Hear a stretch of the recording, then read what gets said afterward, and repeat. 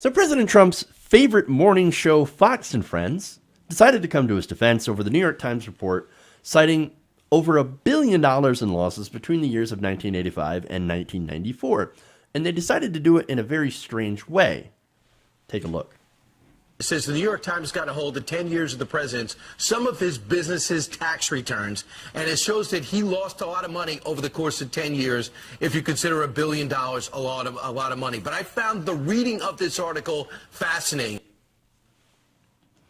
Awesome. Did you notice that?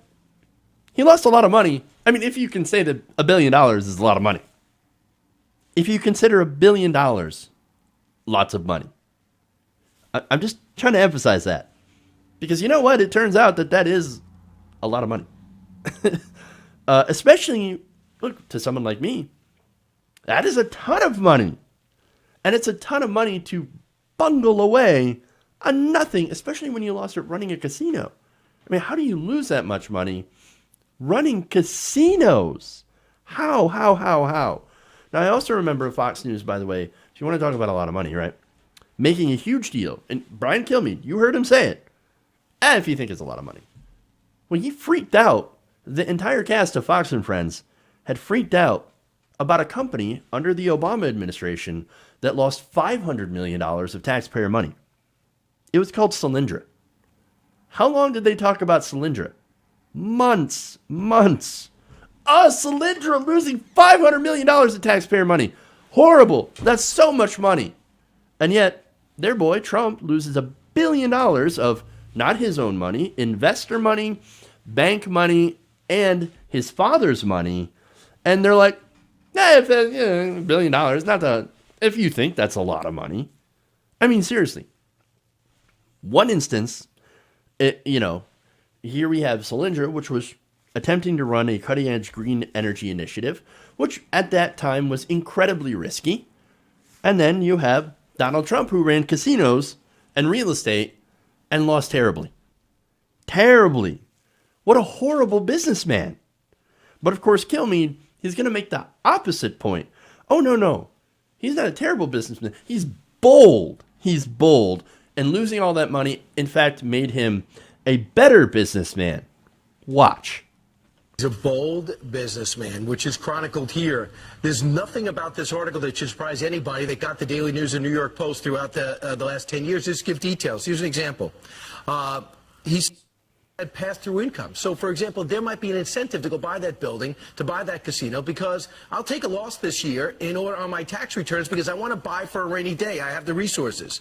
Because there was a time that he was actually building his empire. The information focused year by year at a time of gathering loss. He bought his partners out at Trump Tower, the Trump Plaza Hotel and Casino. He bought an apartment building in West Palm Beach for $43 million and business losses for $68.7 million. For us, or at least for me, I can't imagine having that much money, spending that much money, and being in debt. For him, it makes sense. He's buying now, building it up because he had confidence. He knows the properties would be worth more. The properties began to build in '86. He bought in '87. He spent $29 million on a yacht. The market crashed the next day. So no problem. He held on to it. He bought a shuttle operation. It didn't do too well, but he held on to it. But when he sells it, he takes the loss on his taxes. So for you or I, maybe buying a summer home is a big move, or maybe even a trailer. But for Donald Trump, he says, I got some money, but I want to really expand my empire. I want to take chances. That's what he's done through his entire life, as a personality, as a host, as a businessman. And guess what? Not all of us win on everything we buy. Summer home. I mean, summer home is a big deal. Wait. What regular person is buying a summer home? No one I know. Now, of course, Kilmeade, I'm sure he knows lots of people that are like, oh, of course, you're going to buy a summer home. Where do you summer? But for regular people, that's not a thing. Maybe to people closer to retirement or almost, maybe they're buying summer homes. But again, people in my age group at least, we're not buying summer homes. It's ridiculous. But, okay, let's go to the most interesting quote here.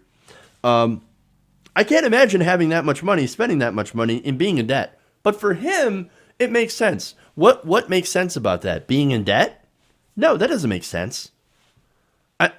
And again, he's basically saying, what a great businessman. I can't believe he's so bold to lose $1 billion. I mean, I can't imagine having that money in the first place. Well, again, it wasn't Donald Trump's to begin with. Most of Trump's money belonged to other people. It came from investors. It came from banks that they supplied his money. And then guess what? They lost it. He looked at them and said, you guys are suckers. You gave me all this money and I just blew it. Ha! That's what you get from trusting me because I'm a moron. And it was found, of course, that he, in order to keep up his lifestyle, he had to borrow money from daddy. Of course. Pathetic. What a loser. Speaking of pathetic, one more video here. This is from Ainsley Earhart, who is, again, trying to defend this. Let's take a look. Hilarious. Watch. And guess what? Not all of us win on everything we buy. I think that's how the voter feels. Absolutely. I feel like they realize he's a billionaire. He was campaigning on the trail with his plane behind him that's as big as a Delta jet with his name on it. We can't even fathom that kind of money. So I'm sure that if you have that kind of money, you look at tax laws, you buy things to take a loss so that you make more the next year. But that's not how most of us think. So I think it's interesting to read this article. It's interesting to see that he had a $29 million boat, or that he had this. That's a big boat. Yeah, but I don't think it's going to sway anyone at the polls. If the economy is doing well. actually. It's not going to sway anybody at the polls. Well, you know what? Maybe she's actually right about that. Because there are a lot of people that are like, oh, this guy is the worst businessman in the world, and he's running the economy? No, that's fine. I don't care. What? But wait. Don't you think that matters? If you elected him, if you voted for him, because you think, what a great business. We need a great businessman to run the economy because he understands business. And then you hired someone who knows nothing about business and completely tanks everything he's ever ran. Well, then you just destroyed the whole reasoning for your vote. Then what's left? Maybe you're too embarrassed to think, okay, I made a huge mistake. Holy crap. Because right now the Trump economy has been running on a sugar high. And so that sugar high is tax cuts for the rich and deregulation. So eventually, what happens after a sugar high? You crash. But now, one more statement from Earhart. And she said, look, if anything, you read this and you're like, wow, it's pretty impressive. All the things he's done in his life, it's beyond what most of us could ever achieve. You know what? I actually think she's right about that. It is actually pretty impressive. I am impressed how someone could get every single break in the world, inheritance, a famous name, investor money, tons of investor money, right? And could blow it so thoroughly that he couldn't afford to pay income taxes for 8 out of 10 years. He was making that little money. He was running about negative $400 million. Actually, by the end of that 8 years, he's running about $900 million in the red. I mean, come on. You know what? To be honest, it is actually beyond what most of us could ever achieve, because none of us, I don't think, could bungle this money so much. I mean, look, this is, of course, I mean, Donald Trump's one of Donald Trump's favorite shows, so you know what they're doing. Fan service.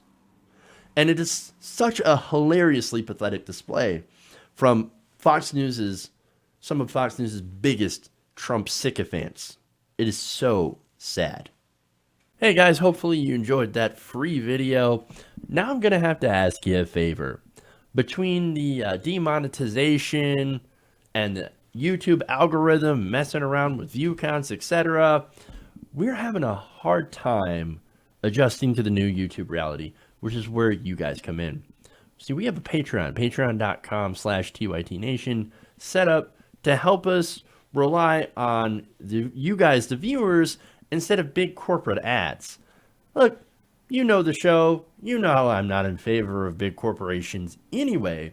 So help us transition away from relying on the ad model to pay the bills and sign up to be a patron, patreon.com/TYTNation. That goes a long way to help us keep the lights on. and you guys will know that you're supporting independent progressive media.